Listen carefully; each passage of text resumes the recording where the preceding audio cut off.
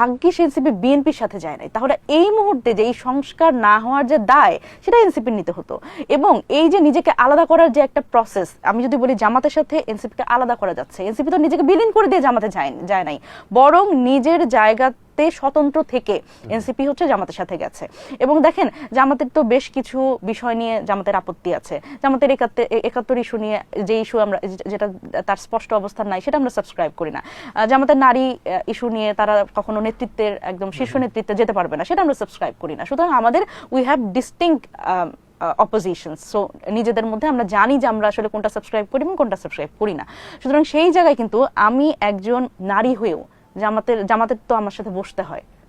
আমার দলের যখন আমি একটা গুরুত্বপূর্ণ নেতা, তখন সেই জায়গায় তো জামাতের যখন প্রতিনিধি আসে আমার সাথে তো তার বসতে হয়, because it's a political deal.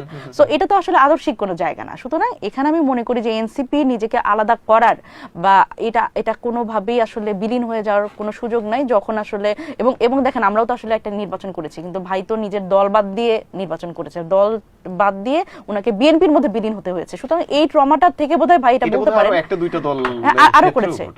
Exactly আরো দুই একটা দল তারা নিজেদের দল বাদ দিয়ে একদম